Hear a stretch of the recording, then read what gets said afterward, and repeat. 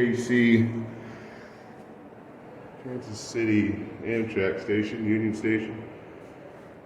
All sorts of cool railroad stuff in here. I feel like it'd be a cool place to make a little video. Hopefully I don't get interrupted because it get really awkward when people come near me when I'm recording these, you know. But yeah, I realize now that I am not prepared for winter on freight trains at all. My gear is just not warm enough. You know, I got a sleeping bag that goes down to 10 degrees, so it's good for nighttime. A little train video. But on the train wise, I need more insulated clothing, most definitely. You know, a pair of coveralls and something for the coat too. So this is the end of my journey. You know, I'm going to Amtrak it back out of here to Jefferson City, and it was really nice for you guys to follow me, and I wish you all the best. No, I'm just kidding. I'm going to keep going. Yeah, I'm going to take about a week, maybe 2 weeks, and then find some work, and then get back on the freight trains. All right, thank y'all.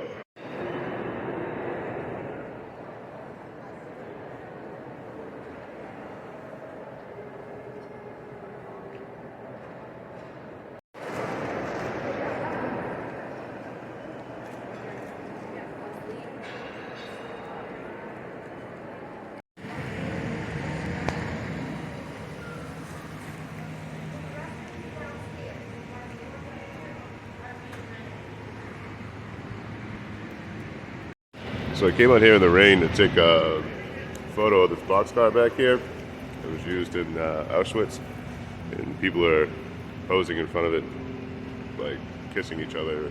I don't think they know what it is. I hope not. So now that the weirdos are gone that were posing and dancing and kissing each other in front of this. This boxcar is German made. It was made 1910 to 1917. Used before World War II. They used to transport, you know, foodstuffs, you know, stuff you would find in a boxcar. But starting during World War II, they started moving people in it. There was actually a movie being filmed. I'll see if I can get the name of it, where you see a boxcar just like this with a little girl sticking her head out and stuff like that. Really sad sight. But I figured I'd share this with you all, since I'm being a lame-o and getting an Amtrak. Yeah, but Union Station here in Kansas City, they have a whole exhibit right now about Auschwitz, which I think is really cool. Not because of the content, but just to have the history out there. But yeah, this is it.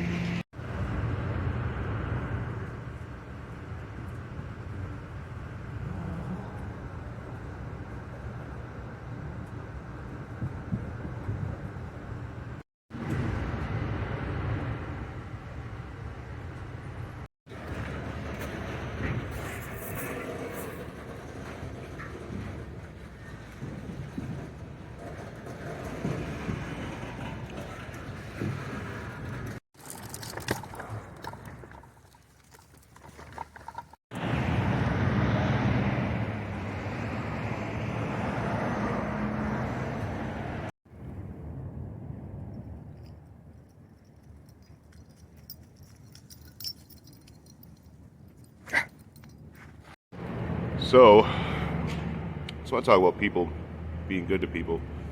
I've been in downtown Detroit, well outside of downtown, around 8 Mile, 9 Mile, where people have nothing, you know, offering me help, just making sure I have everything I need, you know, as a dumb kid traveling.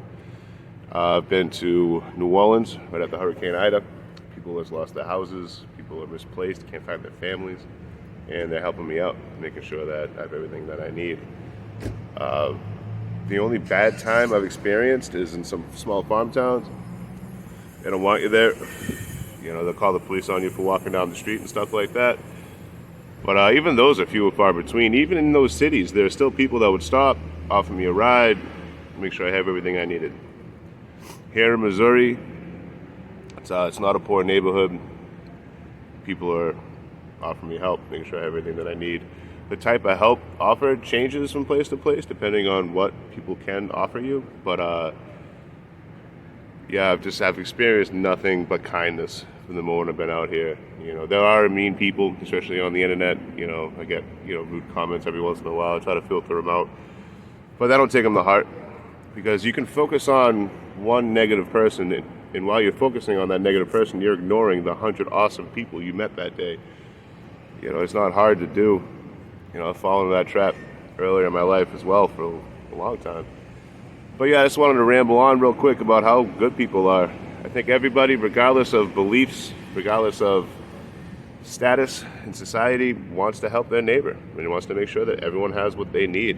You know, people are good by nature. I don't think people do bad things on purpose in the majority of the time. Well, that's the end of my ramble. I just wanted to share that with y'all. This is Troy out. This is what happens when your baby powder is open, when you put it away in your pack.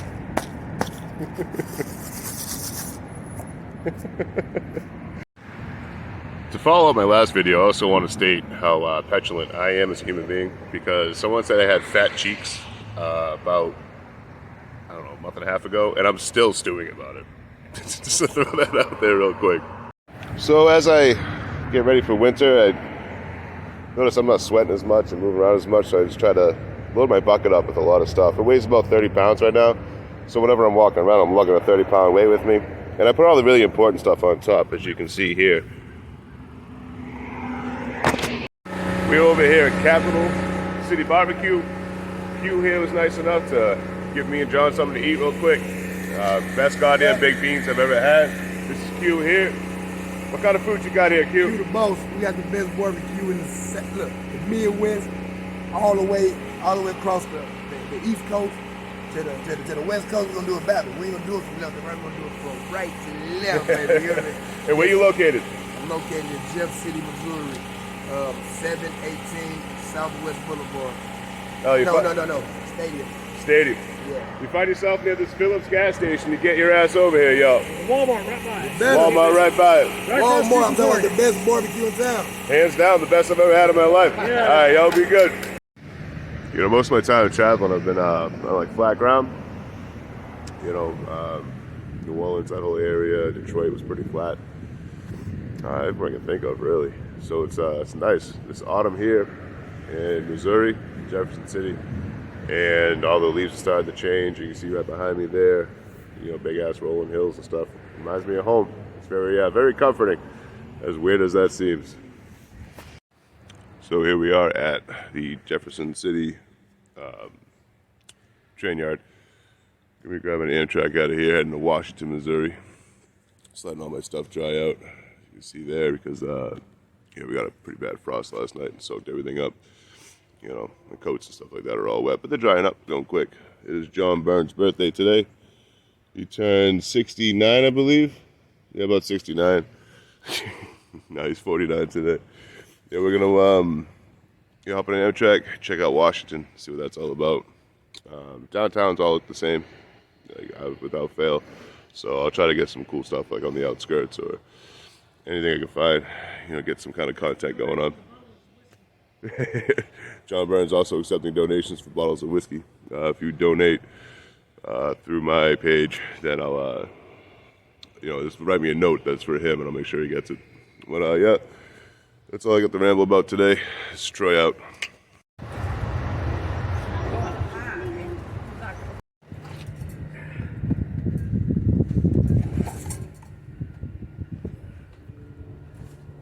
Happy birthday to you. Happy birthday to you. Happy birthday, dear fuckface.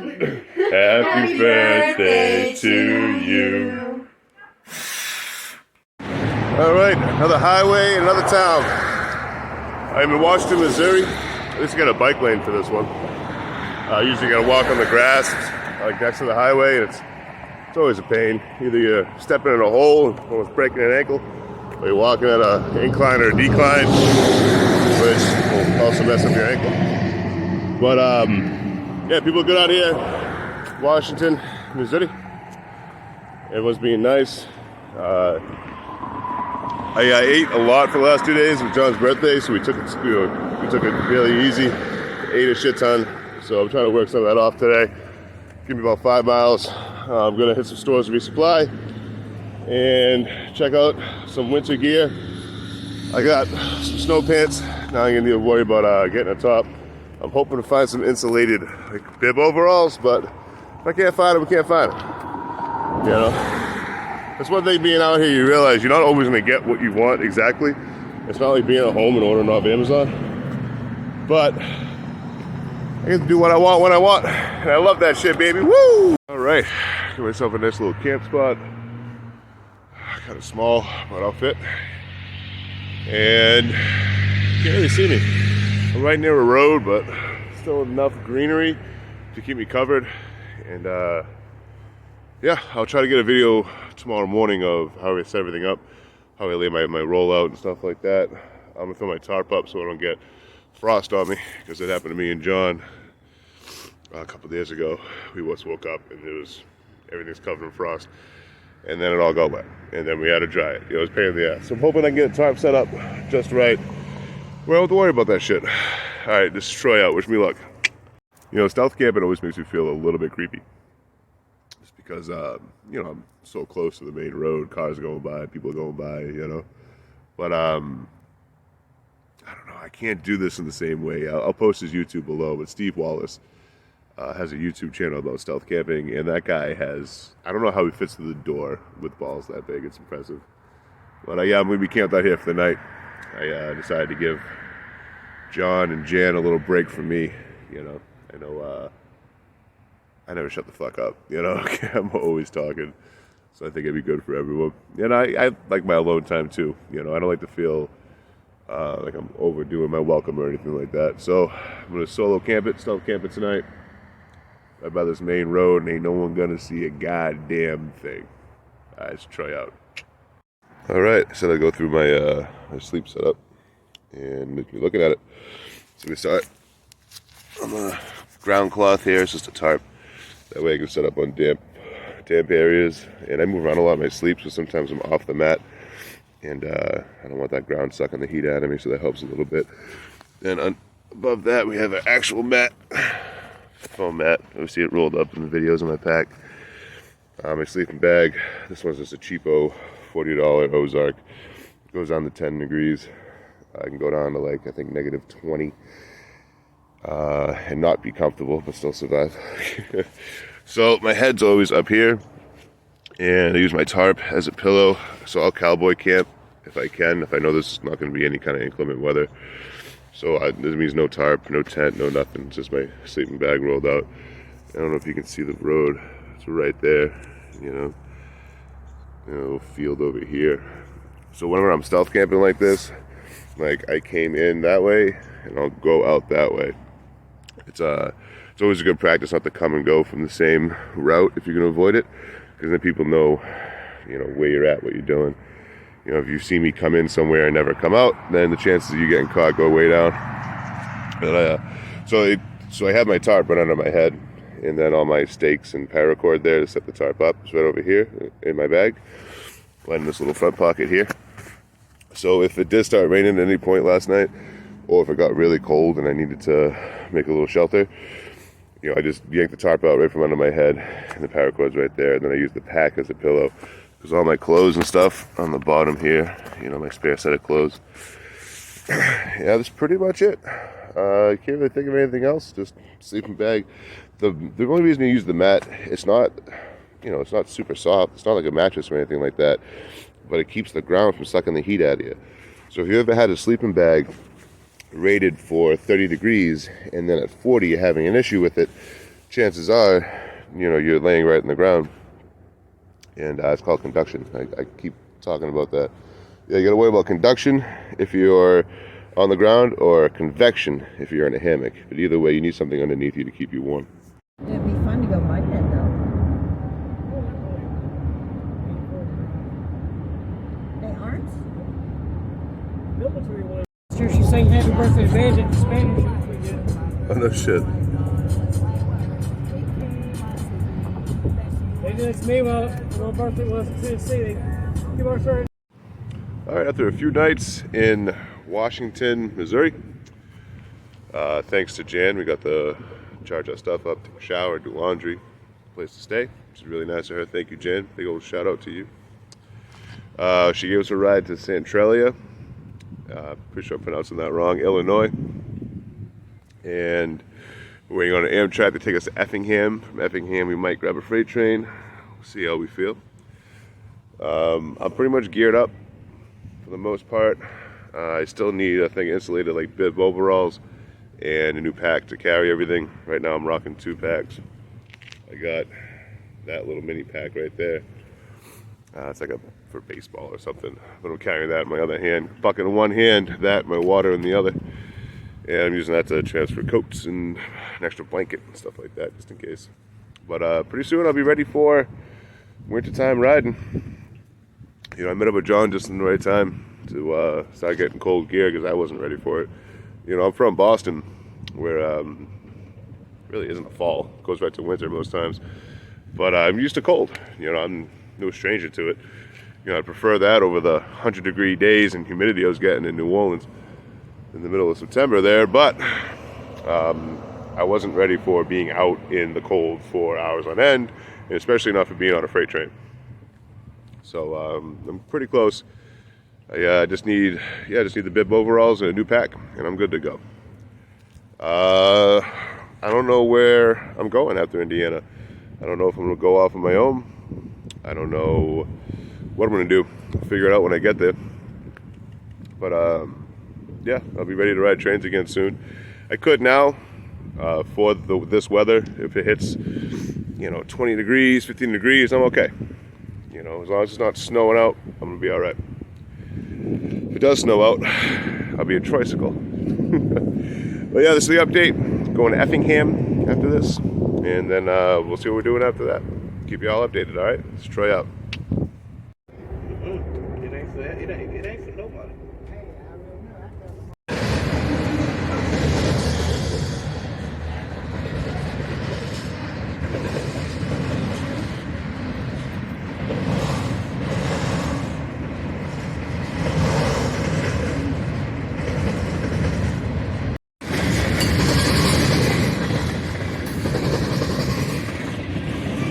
This is called a junk train. It's called junk because it's mixed.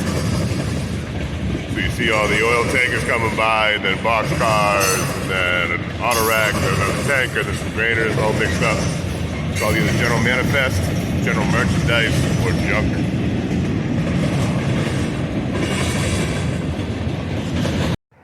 Hey y'all, Troy here. Anyway, man. I just want to apologize for the lack of train videos this week.